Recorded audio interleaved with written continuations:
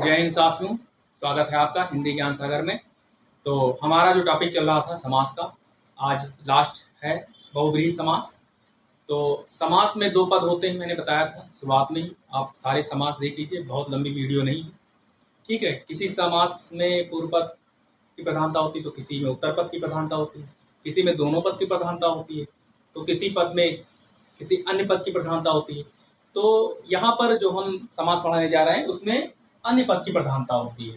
यानी बहुब्रीहि मतलब होता है कि ज्यादा बाहरी अर्थ।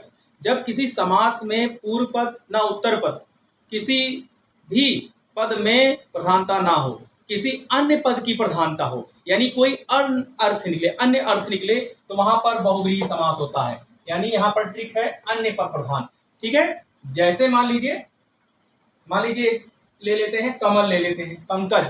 पंकज एक शब्द है। अब पंकज में पंक धन जा, पंक माने कीचड़ होता है और जा माने जन्म लेने वाला। तो पंक में यानी कीचड़ में तो बहुत सारी चीजें जन्म लेती हैं, कीड़े मकोड़े, पतंगे, है ना, केचुए, कछुआ, तमाम चीजें हैं दुनिया की, कीड़े मकोड़े जो जन्म लेते हैं। किंतु कीचड़ यानी पंक में जो है जन्म कमल भी लेता है। कमल जो है वो कीचड़ में ही जन्म लेता है, इसलिए वो उस उस पंख में जन्म लेने के कारण वो उसमें रूढ़ हो गया, यानी प्रसिद्ध हो गया, ठीक है। तो पंख में जन्म लेने के कारण उसको हम कमल कहने लगे। तो कमल क्या है, एक विशेष अर्थ में जो है वो प्रसिद्ध हो गया, तो वहां पर पंकज बन गया। ऐसे ही जल में कौन जन्म लेता है, यानी उसका पर्यायवाची क्या है, कमल, तो वो भी रूढ़ हो गया, यानी बहुब्रीहि हो गया। यानी अन्य पद प्रधान हो, ना पूर्व पद प्रधान हो ना उत्तर पद, बल्कि एक तीसरा अर्थ निकले, वहां पर बहुब्रीहि समास होता है। देखें पीताम्बर, अब जैसे पीताम्बर है तो यहाँ पर कुछ बच्चे कंफ्यूज होंगे कि सर आपने पिछली वीडियो में पीताम्बर जो कर्मधारय बताया था। हाँ, कर्मधारय है, किंतु यदि ऑप्शन में बहुब्रीहि दे दे तो हम प्रीफरेंस जो है वो कर्मधारय ना देकर बहुब्रीहि देंगे। क्यों? क्योंकि पीताम्बर यानी विशेषण जुड़ा हुआ है, पीले अंबर वाला। अब पीला आकाश भी होता है, कपड़ा भी होता है। कोई कपड़ा पीला पहन ले तो वो पीताम्बर पहने हैं, और आकाश पीला हो जाए तो वो भी पीताम्बर हो गया। किंतु यदि देखें तो ना पूर्व पद जो है अर्थ दे रहा है, ना उत्तर पद, बल्कि इसका तीसरा अर्थ निकल रहा है। पीला है अंबर जिसका, अर्थात वो कौन है जिसका अंबर पीला है, अर्थात कृष्ण जी, यानी कृष्ण भगवान पीला कपड़ा पहनते थे, इसलिए उनको पीताम्बर भी कहा गया है। तो जब किसी विशेष, ठीक है, इसी विशेष का अर्थ निकले, यानी न पूर्व पद का अर्थ निकले न उत्तर पद का, बल्कि एक तीसरा अर्थ निकले और रूढ़ हो जाए, तो वहां पर बहुब्रीहि समास होगा। जितने भी देवी देवता हैं, ठीक है, जितने भी देवी देवता हैं उनके पर्यायवाची शब्द हैं, सारे के सारे बहुब्रीहि समास में आएंगे, ये आप नोट कर लीजिए, ठीक है। तो देखिए पीताम्बर पीला है अंबर जिसका, कृष्ण। मुरारी, मुर माने होता है राक्षस, अरि माने शत्रु, यानी राक्षसों के शत्रु जो राक्षस को मारते थे, कौन मारता था, कृष्ण भगवान मारते थे। तो मुरारी यानी एक अलग अर्थ निकल रहा है, विशेष अर्थ निकल रहा है, ना पूर्व पद का अर्थ है ना उत्तर पद का, बल्कि तीसरा अर्थ निकल रहा है। यानी कौन है मारने वाला, कृष्ण है, तो ये उसमें प्रसिद्ध हो गया, रूढ़ हो गया। पंकज जलज, यानी पंकज जलज, पंख में जन्म लेने वाला कमल। विषधर, विषधर सांप को भी कहते हैं, सांप भी धारण करता है, किंतु यहाँ पर रूढ़ हो गया एक विशेष अर्थ में। कौन, भगवान शंकर, उन्होंने विष का जो है विष धारण कर रखा था, विष का प्याला पी लिया जाए, जिसके कारण उनका गला जो है वो नीला पड़ गया था, जिससे कारण उनको विषधर भी कहते हैं। तो पूर्व पद ना उत्तर पद, बल्कि एक तीसरे विशेष अर्थ निकल रहा है। तो विषधर माने विष को धारण करने वाला शिव जी। चक्रधर, चक्र को धारण करने वाला अर्थात विष्णु जी। चतुर्भुज, चार भुजाएं हैं जिसकी, अर्थात विष्णु। अब यहाँ चतुर्भुज चार भुजाएं वाला भी है। तो यहाँ पर आप कहेंगे सर इसके पहले वीडियो में आपने संख्यावाची जो बताया था वो दिगु बताया था। हाँ ठीक है, चतुर्भुज है, त्रिकोण है, चौराहा है, त्रिनेत्र है, यहाँ संख्यावाची है, दिगु भी है।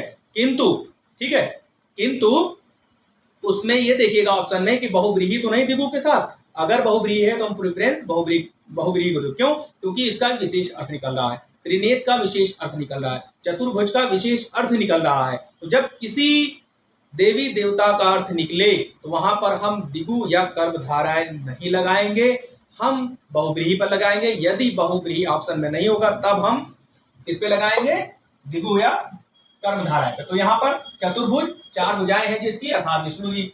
भूतेश, भूतों का ईश, यानी देवी देवता तो पूछते ही हैं, इंसान तो पूछता ही है जिसको, लेकिन एक ऐसा भी ऐसा भी भगवान है जिसको भूत भी पूछते हैं, भूत प्रेत भी, जिसको भूतेश कहते हैं, अर्थात भूतों का ईश्वर है जो, कौन? शंकर भगवान।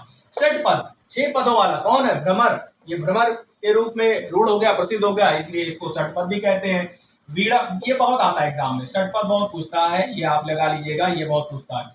वीणा पाणी, वीणा है पाणी में, यानी हाथ में जिसके, कौन? सरस्वती जी। त्रिनेत्र, फिर देखिए संख्यावाची आ गया, तो ये द्विगु भी है और जो है बहुव्रीहि भी है, लेकिन हम किस पे लगाएंगे? ऑप्शन देख करके। ऑप्शन में यदि बहुव्रीहि है तो बहुव्रीहि पे लगाएंगे। क्यों? क्योंकि एक विशेष अर्थ दे रहा है, एक अलग अर्थ दे रहा है, ना पूर्व पद की प्रधानता है, ना उत्तर पद की प्रधानता है, बल्कि एक तीसरे पद की प्रधानता है, तो इसलिए इसको हम बहुव्रीहि में प्रेफरेंस देंगे। ठीक है, तो त्रिनेत्र, 3 नेत्र किसके हैं? भगवान शिव के। नीलकंठ, नीलेकंठ वाला। अब नीलकंठ एक चिड़िया भी है जिसको नीलकंठ भी कहते हैं, किंतु यहाँ हम उस चिड़िया को नहीं रखेंगे, बल्कि नीलकंठ शंकर भगवान का विशेष नाम है, उनको नीलकंठ भी कहते हैं, उनको त्रिनेत्र भी कहते हैं। ठीक है, तो उनको ध्रुवजटी भी कहते हैं। तो ये जो है त्रिनेत्र शंकर भगवान का। दशानन, 10 आनन है जिसके, अर्थात 10 सिर हैं किसके? रावण के, तो ये भी क्या है? बहुव्रीहि है। षडानन, 60, षड माने 6 आनन है जिसके, अर्थात कार्तिकेय। गिरिधर, गिरि को धारण करने वाला, गिरि यानी पर्वत को कौन धारण कर रखा था? भगवान कृष्ण ने।